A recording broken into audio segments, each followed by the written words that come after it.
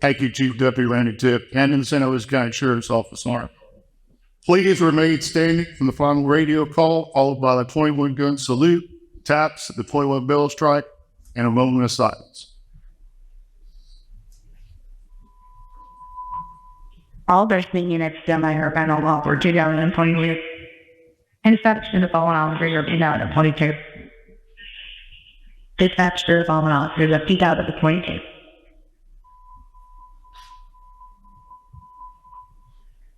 To the men and women of revolving, the knowledge of your communities and this country acknowledge your ultimate sacrifice. We will commemorate your lives, mourn your losses, and support your loved ones currently with. To be sacrificed and they're honored or remembered, where mildly travel and spirituality carries, honoring but never forgotten. Rest in peace, knowing your families and communities will remain protected. We have no love from you.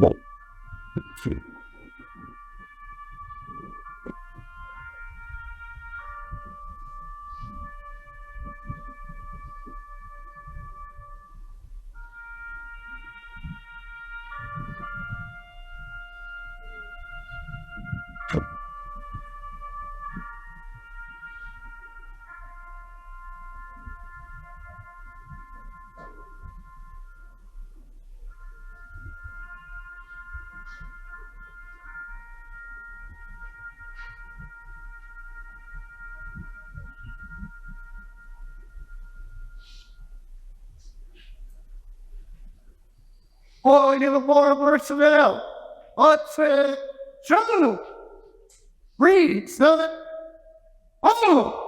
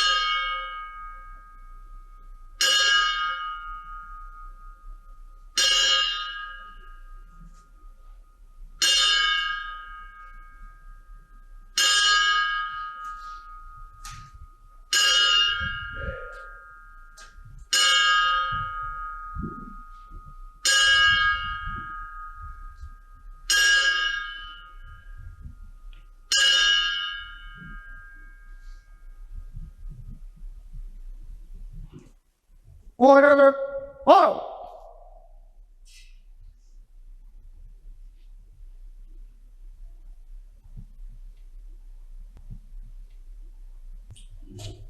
Please join me in a moment of silence.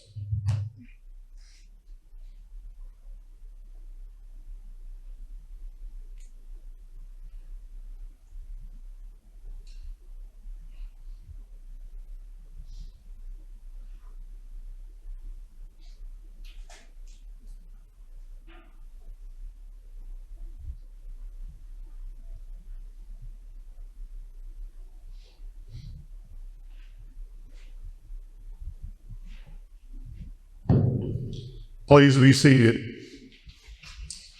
The honor guard is dismissed. Thank you. Water.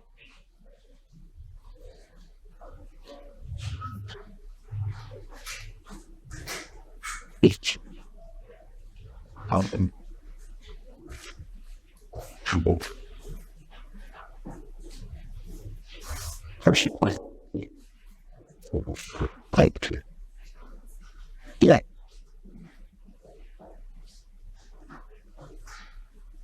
Yes. Yeah.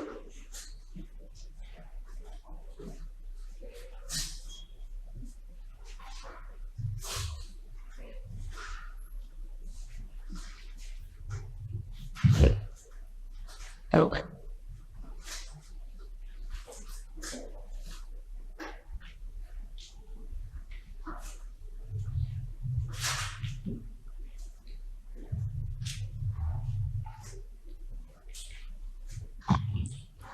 And at this time, I'd like to introduce Sergeant Caleb Cook with the Santa Rosa County Sheriff's Office. Yeah.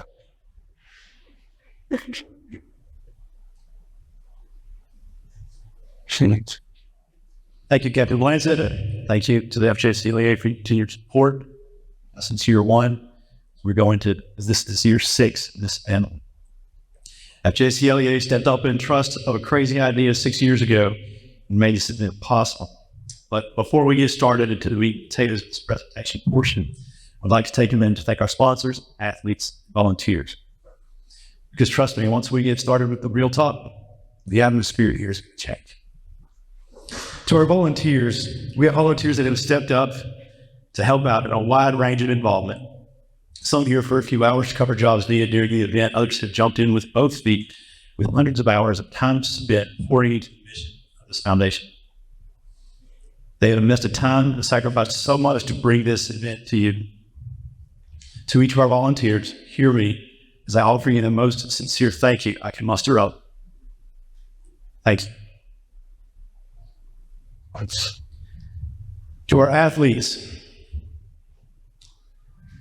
that have break through some of the most unimaginable things this weekend, you are an inspiration to me and so many others. We have folks here who have not slept in 3 days.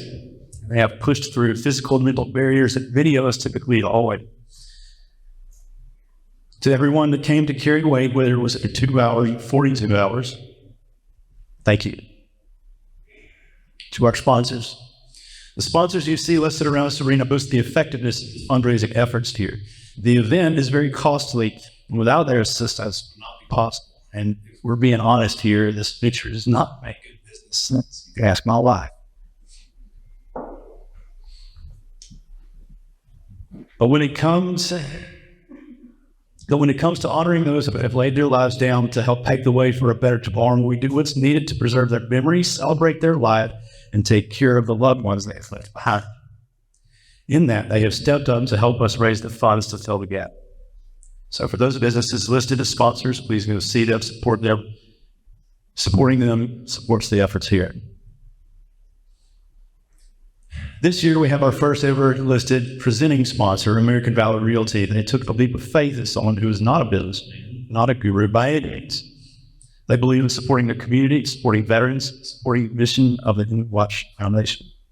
They stepped up as monetary sponsors, participants, and volunteers. They jumped in with both feet and made a big splash. That said, I would like to introduce to you Samuel Lund for a few words.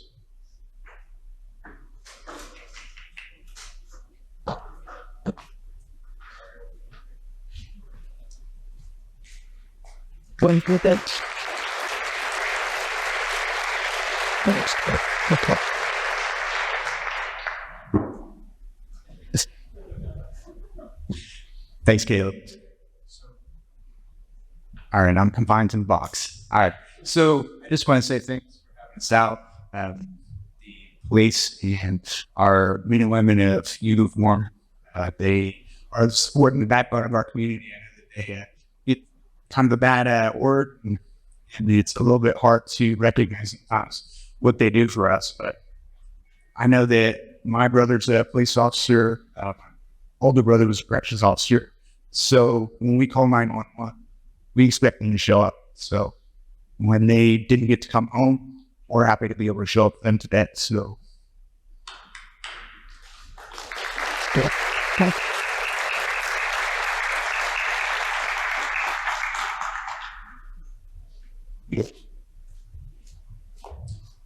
Thank you, Senator. Thank you again for your support. Okay, so if you haven't been listening, listen up. The topics and messages you are about to hear to change your life. Here's where we meet uncomfortable truths and those hard to swallow pills. If you want to get the most out of this event, these presentations, you need to be man or woman enough to stare nakedly at your inadequacies to be prepared to address them. After giving last year's presentation, I was hit with the simple realization that memorial services aren't actually for the dead, they are for the living. These officers are in a much better place at enjoying the blessings that are promised to peacemakers. After this revelation, the path for this year's presentation was lit clear as day. So here with me, I have Renee Hamilton, spouse of fallen Okaloosa County Sheriff's Office Deputy Corporal Ray Hamilton. And she will speak to the families of both fallen officers and to those whose spouses are still serving today. You will also hear from Brian Kramer, retired Marine Corps Scout Sniper, who will speak to the officers about training and preparation based on his combat experience and body. But for now, you have me to explain this year's artwork that you've seen coming up over there, and it's titled The Training. The reason I felt the need to explain this was, quite frankly, some of the misunderstandings that have come up around it during my time of development. This message in artwork isn't about hopelessness or abandonment. It isn't not all those officers that have been hurt or killed, trying to say that they failed because they didn't possess certain qualities and traits. This is about combating apathy and complacency, operating and training with laser focus so that you can conquer any challenge. This is about motivation towards the refinement of two main components of a warrior, and that's skill set and mindset. Skill set. After my time as an FTO here at Santa Rosa County Sheriff's Office, I ended up at the conclusion that all law enforcement training can be dropped into four main categories: academics, physical fitness, firearms proficiency, and defensive tactics. Academics. Study to know your laws, legal guidelines, and what you can and can't do. Not knowing these rules will cause a hesitation when it's time to act. That hesitation may be just the moment the bad guy was looking for to get his punch. Now you're stunned to lay on your back fighting for your life. It's more than just being smart. It's about being ready. Physical fitness, being physically fit for duty and able to handle a fight and stress. Firearms proficiency, putting rounds on target to stop the threat. And lastly, defensive tactics, being capable to quickly detain and prevent escalations. All of these build on each other and support one another. You can't just hang your hat on one and call it good.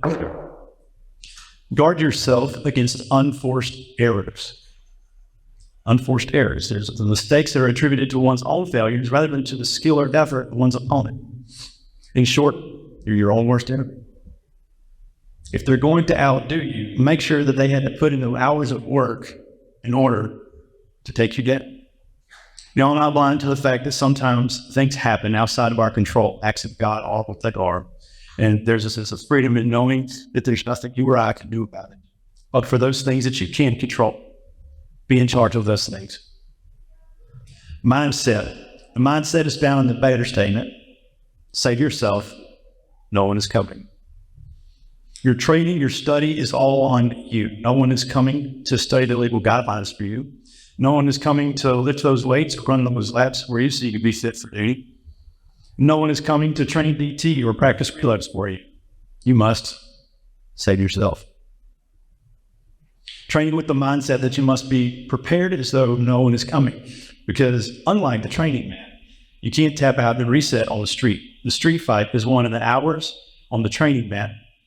Late night runs after shift, and time spent in the gym preparing yourself with the skill and ability to overcome. The design of the memento mori, the skeletons in uniform, the things a reminder of our mortality. The design is a playing card because many of you are playing with your lives. And to put it frankly, you're gambling with the cards of laziness and apathy, and that is a losing bet. Most people really don't know what they are capable of because they've never stretched themselves to their limits. They've never trained with a dedicated and focused mindset. They've never pushed their physical and mental boundaries. They don't know what uncomfortable feels like. And for you, I fear the day that you meet someone on the street that is willing to take you to your limits. Your frame of reference of pain and discomfort is so far from what you are actually capable of. When your muscles are burning, you're out of breath, can't see straight, your hands are shaking. You're going to say in that moment, this is what the end feels like. You're going to give up. You had more fighting. So, by now we've all had some level of self-reflection, and we've faced the truths of our own experiences. What are you going to do about it? It's not easy. It's hard changing your life. You don't just wake up one day, be who you want to be. You have to work at it. You have to find people to attach yourself to. You have to find people to attach yourself to or show discipline in their daily life. Align yourself with people who want more, who challenge themselves every day. Beware of the average person. They are the clutches of mediocrity. They don't understand the dedication, and they will not understand the terms of which you are reinventing yourself to, and in that idiocy, they will endeavor to tear you down. Speaking of those who tear others down, who here can think of an officer that's been verbally abusive to another officer? Who here has witnessed an officer or leader treat their shift mates or subordinates poorly? Stick. If you're listening to this message, know that everyone in this arena is thinking of you. They have identified you in their mind, and they are mentally playing back that instance in their head. You are now the center of attention. And let me tell you who you are. You Monday morning quarterback every morning. You backbite, you stir the pot. You don't like who you see in the mirror, and you try to make others look just as bad as you see yourself. You come to work and you step on others who don't meet your self-image. You beat others down and you look for approval in others because you lack self-confidence. And maybe your home life is tore up.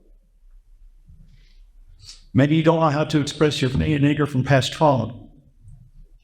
I know who you are because you come to work looking for fulfillment at the expense of your shift mates. You don't have self-worth, you don't have self-value because you look for others who are investing in themselves and try to steal it from them. But here's the good news. You don't have to live in that cycle of pain. You're born to be better. You were born to lift others up, to guide those coming behind you. You were born to leave your mark, but the mark you've been leaving lately isn't it. As that flag says over there, you can walk into this arena into liability, and you can walk out as it. Did you know that according to 2020 census numbers of the U.S. population, only 0.24% of law enforcement, only 0.24% of that population are sworn law enforcement. Only 0.25%. That is a fraction of a percent. Do you not see that you are an uncommon breed? There's a reason people take other paths. This road is hard. You've already shown grit, but stepped into the scary unknown. Take the next step. You were made to be here. You were made to rise to the top, and you were made to achieve greatness. You weren't made to be a victim, but you were made with the dream that only you can produce. And I do not believe that any of your strengths and dreams were made within you just to die with you unexplored. Ignore those who want to tell you it isn't possible. It isn't their job to believe in your mission. It wasn't their mission to begin with. You will fail, you will trip, you will fall, you will get back up. It doesn't matter if it looks like a losing game or a losing fight. You fight into the bitter and bloody end. You fight to get your family back. You fight to get your relationships back. You fight against that cancer. You fight till the last 10 seconds. You fight to win the fight in the street all the way up to the end. Do not give up. Do not give in. Do not go gentle into that good night. Rage against the dying of the light. Your legacy depends on it. That, I'd like to take this time to introduce Renee Hitt.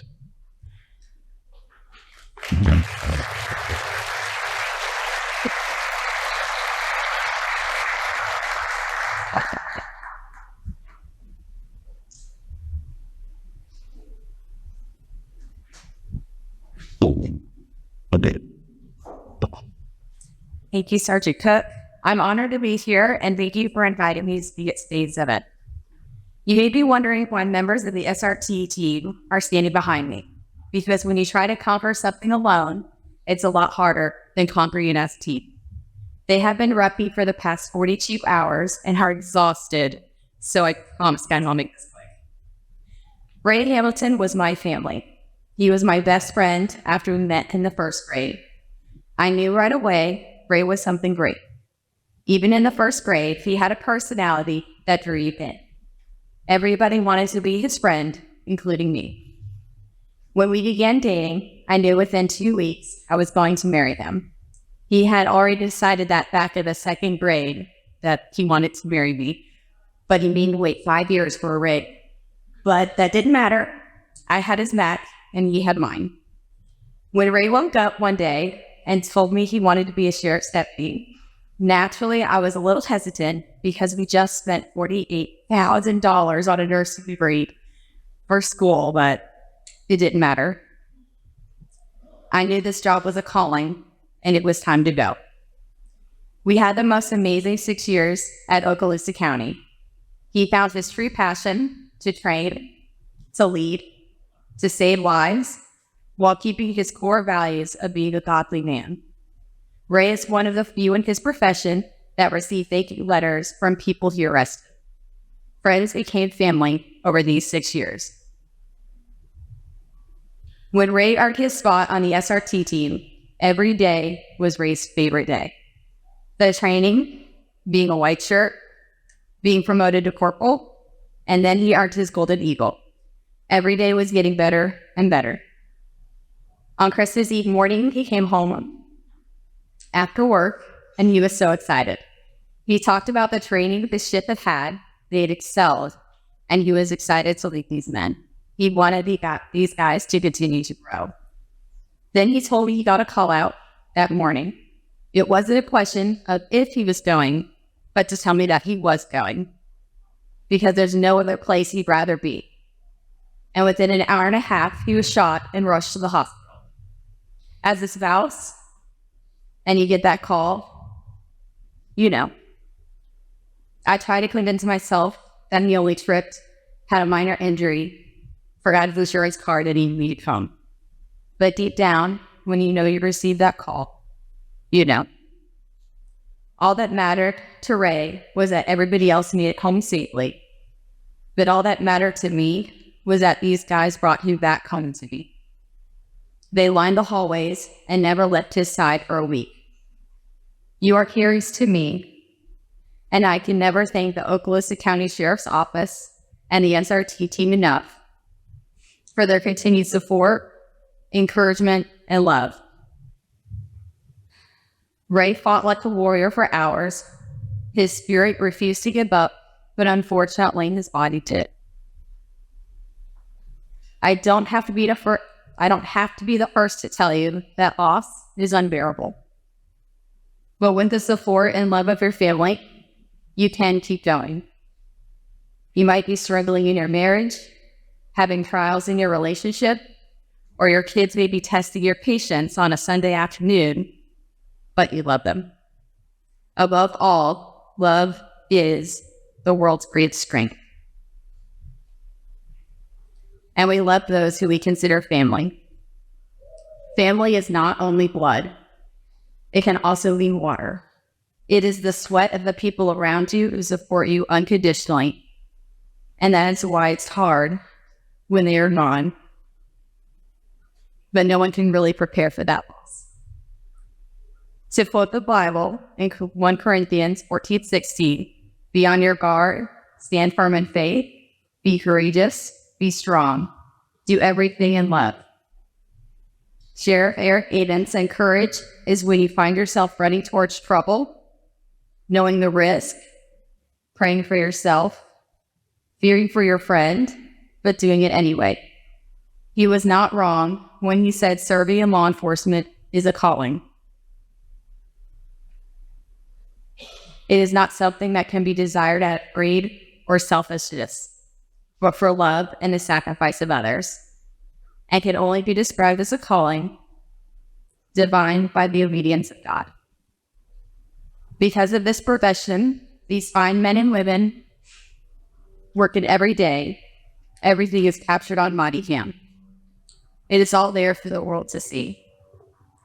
It can capture a moment of triumph, but unfortunately, it can also report their tragedy. During someone's last moments, what is the most important thing that they want to relay? Tell my family I love them. When the Twin Towers hit on 9/11, the passing Flight 93 learned what was going to happen to them. And what did they do? They made calls to their families to let them know that they loved them and they fought. That is what gets me through the day. Do what gets me out of bed every morning. Great love. And he would not want me to stop living. I have found broken people who are blessed when they continue to move forward. They continue to grow. They continue to laugh, cry, and they continue to love. But it doesn't mean that we've stopped loving the ones that we've lost. I have learned it's okay to continue to be my previous optimistic self, but also to continue to mourn. It's okay to be both. Because carrying the loss of a loved one after a tragedy is heavy. It works to take it, to get up every day and keep going. It's heavy. But think of it like this. When you work out or you're participating in your yearly end of watch Ruck and you're wearing your weights, it's heavy. You're carrying that weight. You're tired. You want to simply put it down and walk away. But if you continue to carry that weight, if you get up and move, all of a sudden you don't notice the weight being as heavy anymore. It is not because the weight changed or it's magically gotten lighter. It's because you've gotten stronger. I will love Ray forever and continue to move forward with him because Ray is not done yet. We call Ray's name today along with 247 others, and I am honored to be here with you. It is heroic to lay one's life down for his community, and it's also an honor to live every day beside you. Thank you.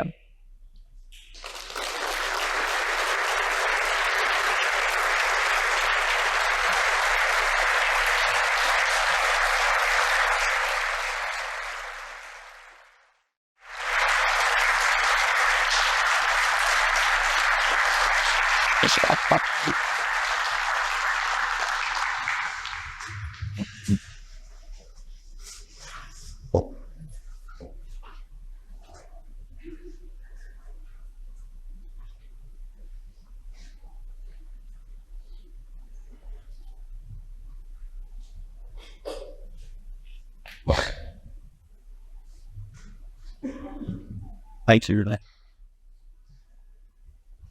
Brian Pepper, would you join? This guy's got quite a story. I'll let him introduce himself. This is Brian Pepper, record scale son. Good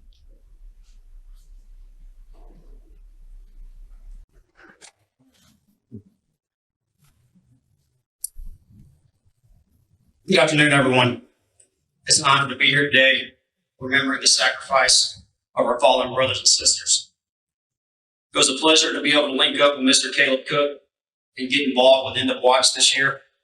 As we recall, the 247 that gave it all for their community, their comrades, and the legacy which they've upheld. As Caleb mentioned, my name is Brian Kramer. He asked that during the closing ceremony as I come out, share some of my experiences that I garnered while serving as a Marine Corps sniper in Iraq. So there I was,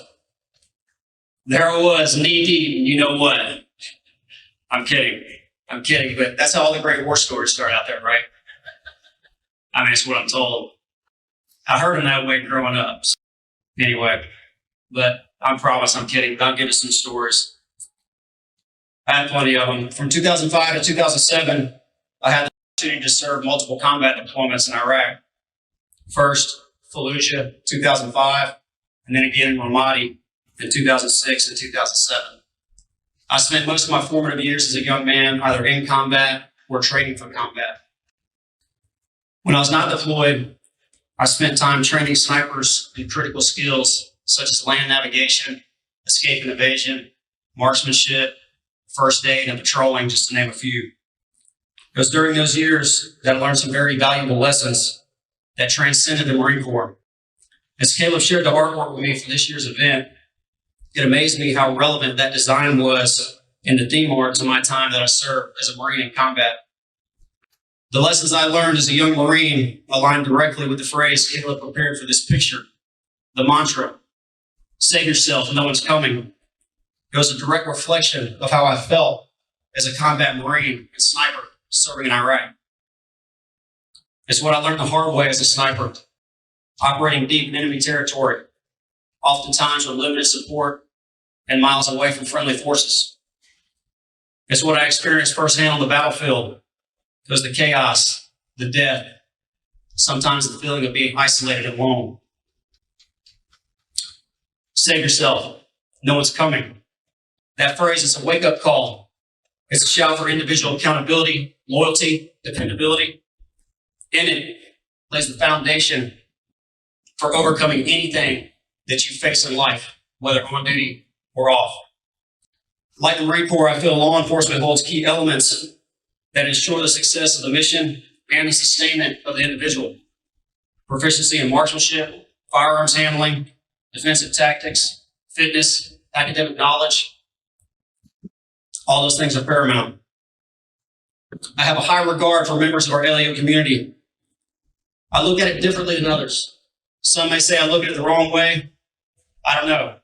But I see it like this. When I was a young Marine, I was able to get aboard a plane and leave my battlefield 7,000 miles away behind me. The men and women serving in our law enforcement community, they do not have that luxury. The decision to serve and protect, it means that every morning, afternoon, night, when you strap up your kit and you step out that door and go on shift, you're setting foot into your own personal battle space. You're stepping out in your own trenches. I know for myself, there were times stepping outside the wire could become routine, mundane, even outright uneventful. Those are the days when complacency sets in. I know I had my share of them, but those times can change in an instant. When you least expect it, you can find yourself involved in a situation that is so hot, so violent, so lethal, that is beyond comprehension. It's what we do today that prepares us for the moments that may happen tomorrow.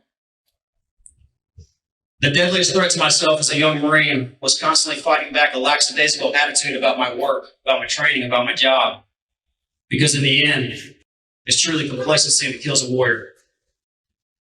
Our failure is focusing energy on what we can't control and then reacting to those things and responding to them with fear and stress. And what we should be doing is putting our energy into things that we can control, such as our training, our fitness, and our tactical proficiencies. Maintaining strict discipline on what's within our wheelhouse is what makes all the difference. So there I was. Not a joke this time, this is a real story, I promise. There I was covered in blood, not long after my 19th birthday, April 23rd, 2005 to be exact. Had blood all over my clothes, my boots, and the cracks and crevices of skin all over my hands, buried deep beneath my fingernails. It was a trauma scene, combat trauma. I was concussed, my eardrums blasted from the recent explosion. I was sluggish, dazed, disoriented, struggling to make sense of things. I assessed myself, and it was obvious that the physical wounds that I had were minimal, other than just getting my head wrung. It was in that moment that I knew that I was involved in a catastrophic situation. The blood that I wore on my body that day, the blood was not mine. The blood was not spilled from my veins. It's not from my body. It was the blood of my brothers. Moments prior, my platoon had been on security patrol about 30 miles west of Fallujah, Iraq. We encountered the enemy when we were crossing a bridge over a canal. It was a perfect spot, funnel, choke point, so to speak, for the enemy to make contact. I was in an older model Humvee at that time. Back then, they didn't have any armor. This one really didn't have any doors on it. I was the fourth vehicle in the convoy that day. That section of bridge that we crossed, it allowed the enemy to consolidate our operations into a narrow window. Immediately we crossed the bridge, left side of the truck. It's a massive explosion. My head was rocked so hard I lost consciousness. I don't know how long I was out, but when I came back to, I was dazed and confused like never before in my life. My ringing so bad that it makes stringing basic thoughts together almost impossible.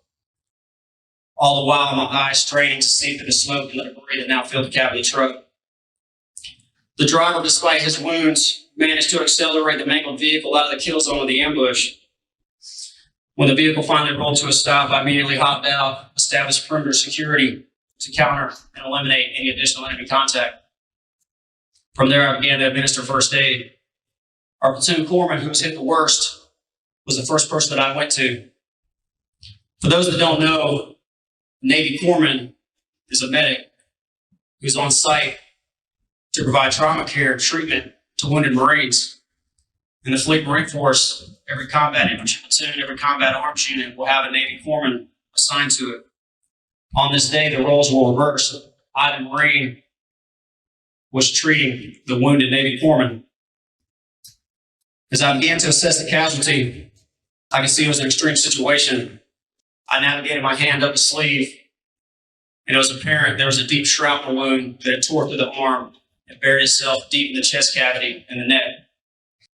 I attempted immediately to apply direct pressure and fumbling with my personal first aid kit. Another Marine came and assisted me. We prepped that Navy corpsman for evacuation from the battlefield. With the wounded loaded into another vehicle, we had made the decision at that moment to split the patrol.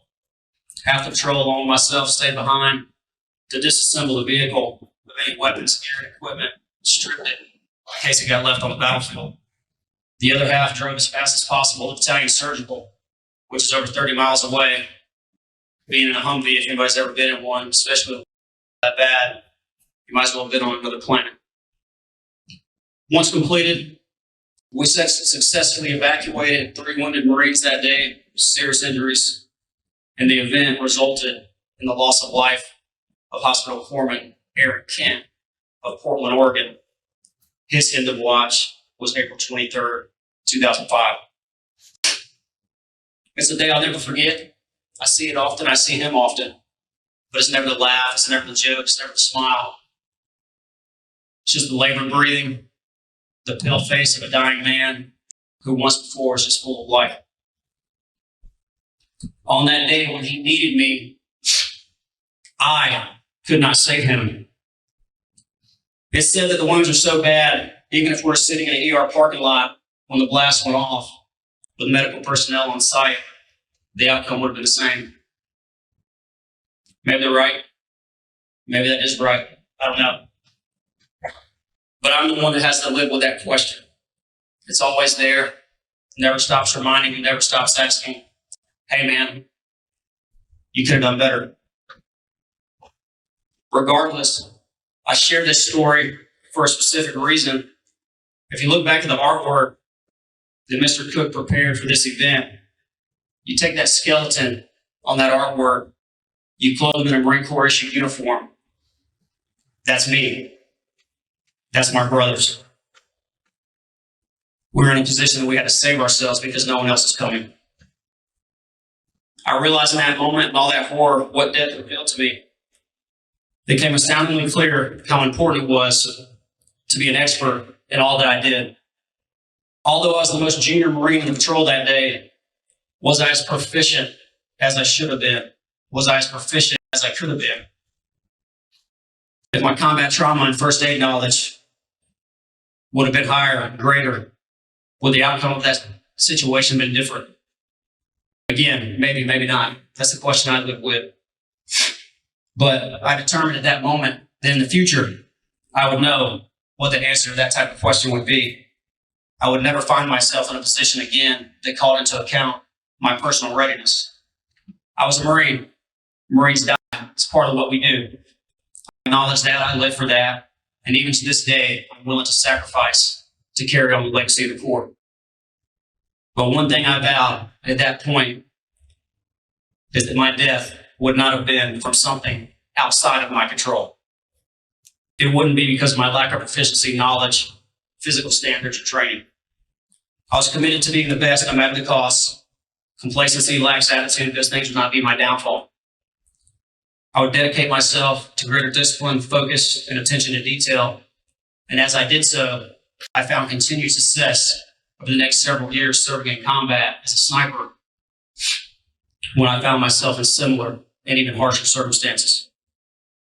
Like the scenario I shared, Caleb's artwork, it places us in a position of accountability to be prepared not only for ourselves, but for our brothers and sisters who may depend on us for their survival as well. You must be ready, capable of saving yourself, because at times there may not be anybody else coming immediately. Don't be the one. Don't be the one that's not ready when your time comes. I spoke a great deal about complacency, focusing on things that are within our control rather than those that are not. I'll leave you with a couple parting thoughts. First, from the book of Peter. I read this often. I remind myself of it often. I hope that you'll look it up and you'll do the same.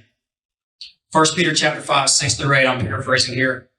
Humble yourselves to God that he may exalt you in due time. Cast your cares upon him because he cares for you. But be sober, be vigilant, because the devil, your adversary, is like a roaring lion walking the earth, seeking whom he may devour. Ladies and gentlemen, evil is present every day. When you step foot out of your battlefield, when you place your feet in your own personal trenches, it's not going away, it's there. It's ever present. I implore you, be alert, be awake. Don't fall victim to being a fool.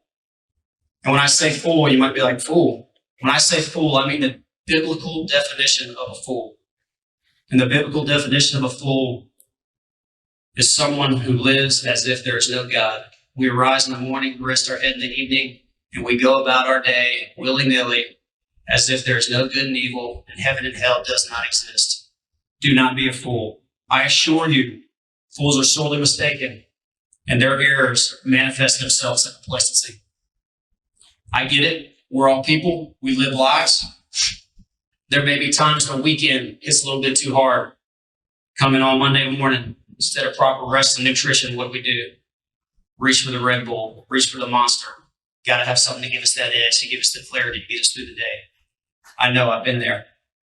But it's like I said, what we do today, what we focus our energy on today, is what will prepare us for the catastrophic events of tomorrow. I'll finish with a parting quote from General James Mattis. It seems fitting to me. I'm a Marine. He was the commanding Marine officer when I was overseas in Iraq. While visiting Marines in the field, he spoke on complacency and vigilance. As some areas of the country began to stabilize, there was concern that a defensive posture was taking over the battle space. A lackadaisical mindset was the fear. He stated, be polite, be professional, but have a plan to kill everyone that you meet.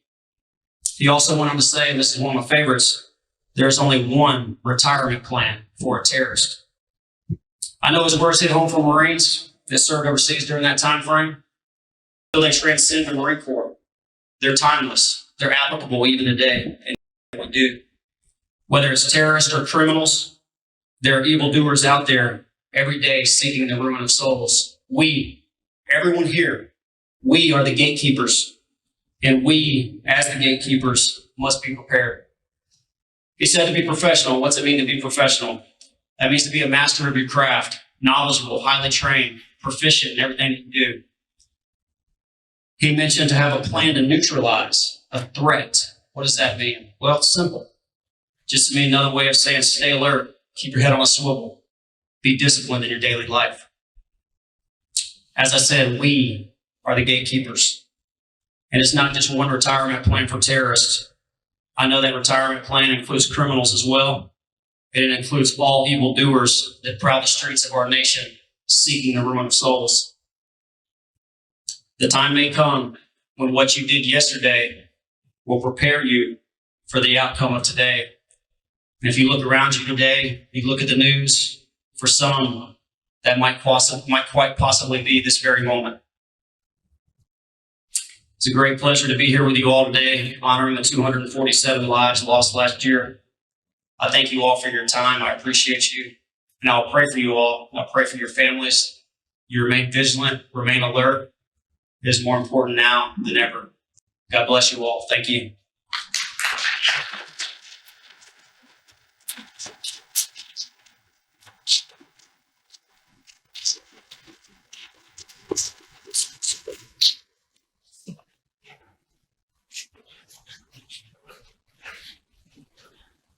Well, Caleb, you're in trouble making me follow that.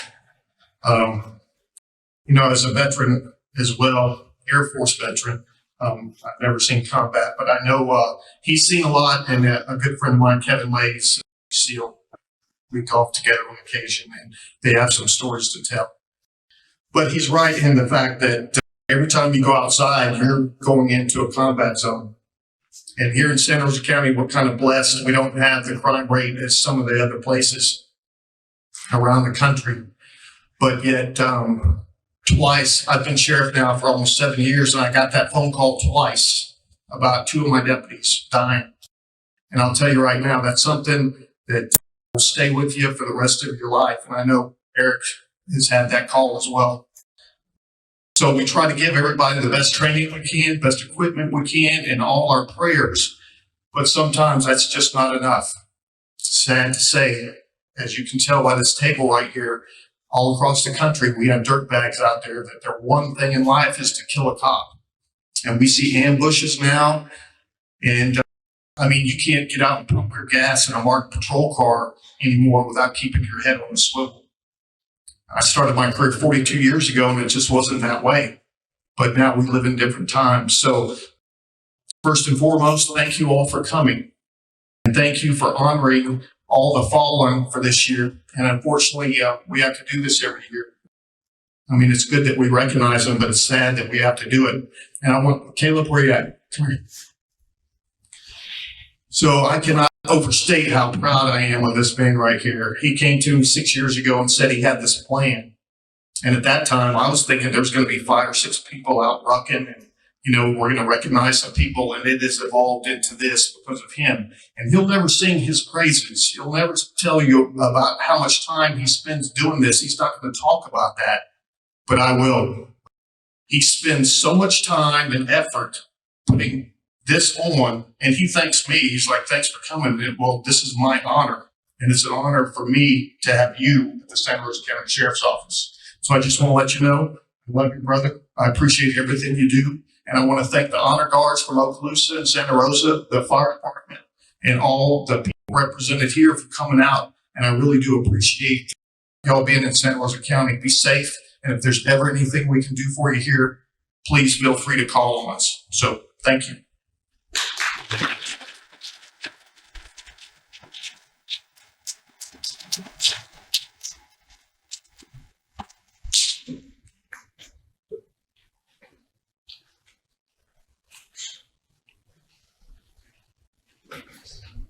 Just going to close the prayer.